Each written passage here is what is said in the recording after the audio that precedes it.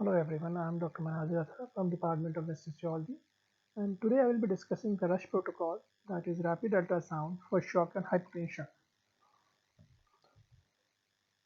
Assessment of shock and hypotension is a very important concept because there are various types of shock, and differentiation among the different types is very important for the appropriate management. With the introduction of the ultrasound in our routine practices, it will become very easy to differentiate among these shocks. So today I am going to discuss the role of ultrasonography or USG in differentiation of the various types of shock. It is a very popular saying that for shock patient, don't be blank. Use probe to scan three important things, that is pipes, pumps, and tank.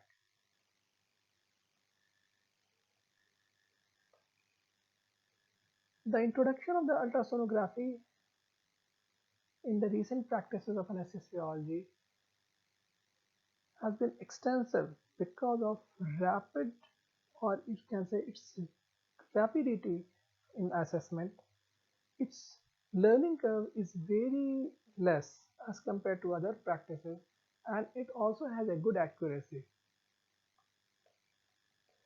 Now coming to the requirements, we generally require two types of USG probe, that is phased array probe and linear probe.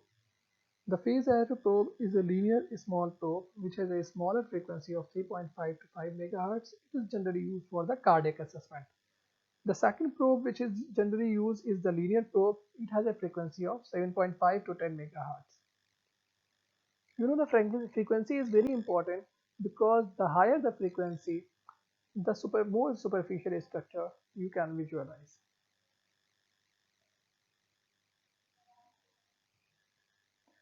Now coming to the components,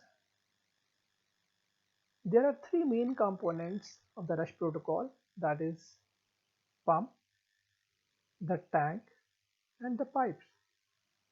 Under the pump comes the heart, that is the pumping pump of the normal human body.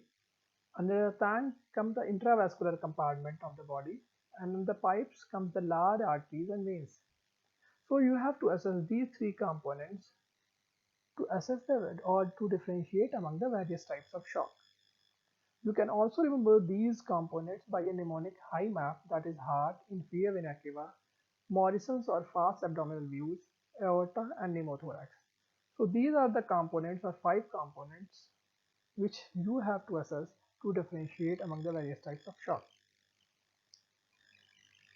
In pumps, you have to look for the three important things, that the patient, whether that there is any kind of presence of tamponade, whether the ejection fraction is of the left ventricle is good, the RV contractility and its size is normal or not. So these three important things helps to differentiate among the various types of shock.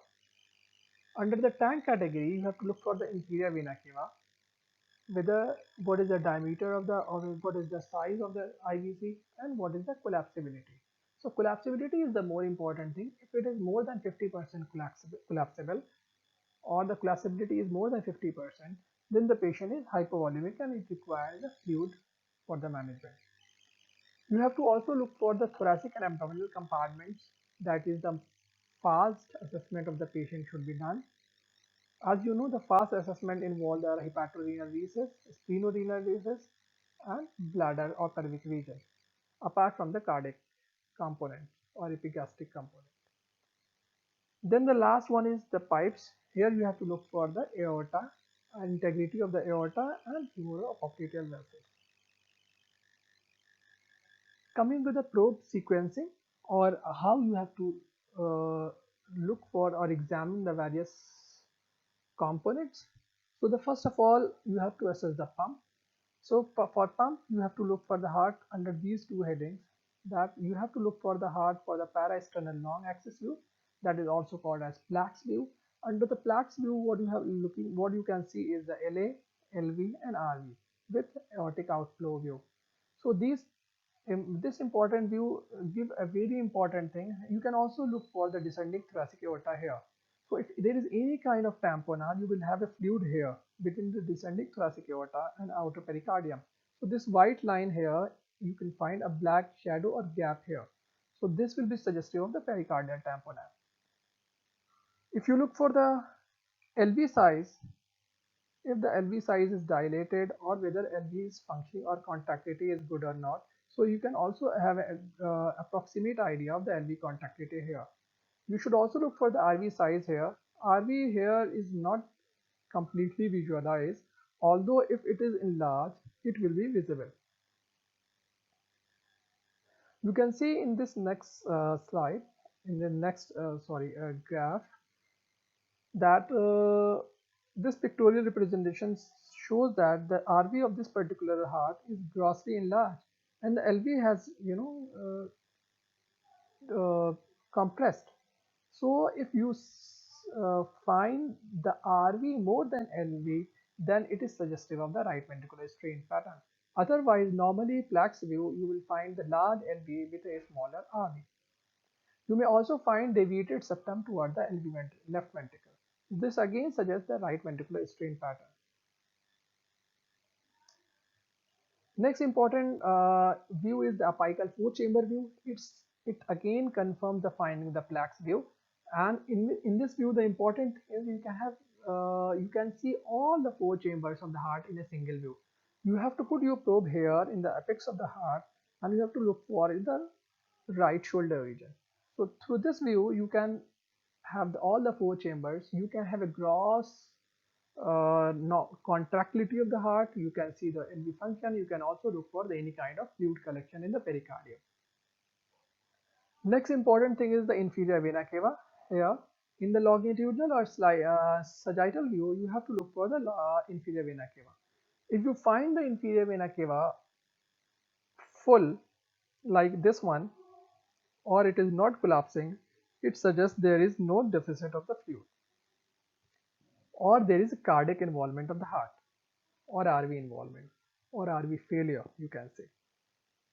If there is collapsing of the inferior vena cava, it suggests that the patient is lacking fluid, and you have to give fluid for this hypotension.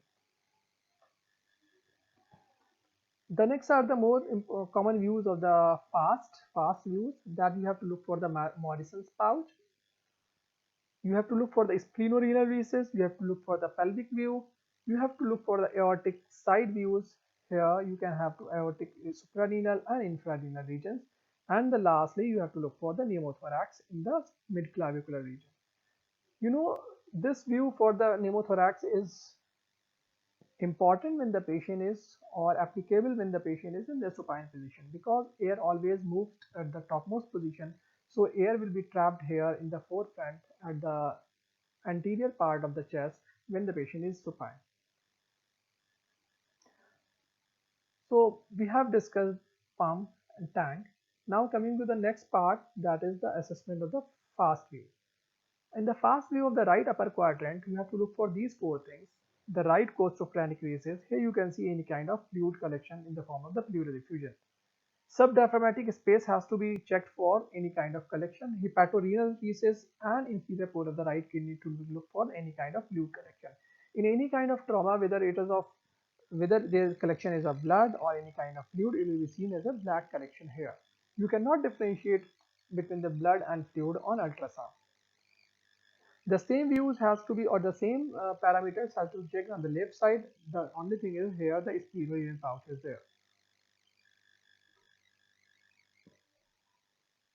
Coming with the pelvic part, when you put your curvilinear probe here in the pelvis, you can see a bladder, you can see the uterus, and you can also see the rectum and rectouterine pouch.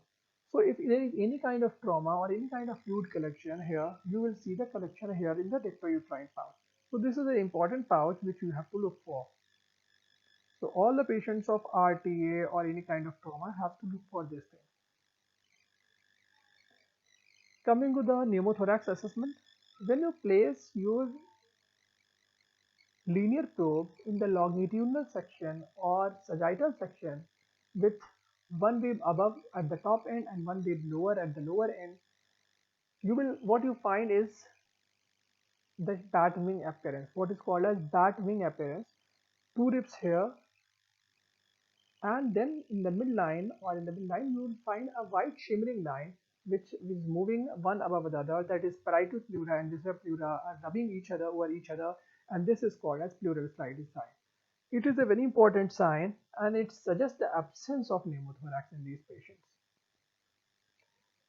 If you place the same thing or the same view in the M mode, what you will find is the seashore sign. Absence of seashore signs, what is called as known as popularly barcode sign, is a suggestive or is a diagnostic feature of pneumothorax. So on the basis of this view, you can diagnose presence of any kind of pneumothorax. Coming to the pipe part, here you have to look for the aorta. The first part is the supraesternal area where you look for the aortic arch. You will look for the integrity of the aortic arch, whether there is any kind of disruption or any kind of bleeding. Next important area is the suprarenal area of the abdominal aorta. Here you can find the celiac trunk and the popularly known as Siegel sign. Next is the infrarenal abdominal aorta, where you can see the portal conference, superior mesenteric artery and left renal vein. So all these things has to be assessed whether there is any kind of disruption. If you move down further down there, you find that the aorta bifurcates into two, right and left common iliac arteries. So in summary, on the basis of rush examination of the pump, tank and pipe, you can differentiate among the four types of shock, that is hypovolumic, distributive, obstructive and cardiogenic. The important differentiating points are, in hypovolemic shock, you can find hyperdynamic heart and with a small collapsing IVC suggestive of the fluid deficit. You may also find disruption or dissection of the aorta in specific conditions. In distributive shocks, in the early phases of the sepsis, you may find hyperdynamic state, but in the late sepsis, there will be myocardial dysfunction. You may find non-normal or small IVC. Pleural or peritoneal fluid may also be found with a normal pipe involvement. In obstructive shock, pericardial tamponade, like such as pericardial tamponade, you will find features of the right ventricular strain, that is RV will be dilated, there will be deviation of the septum towards the left ventricle, and there will be overall poor contractility of the heart. The IVC will be full and non-collapsing as we have discussed in the previous slides, and they may also find absent lung sliding due to the pulmonary edema.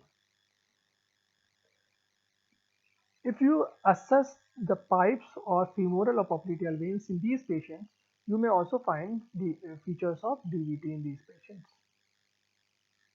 In cardiogenic shock, there will be gross abnormality of the heart contractility, the large non-collapsing IVC with lung rockets, again suggestive of the pleural effusion or it's suggestive of this pulmonary edema. You may also find the features of pleural effusion. The pipes will be normal.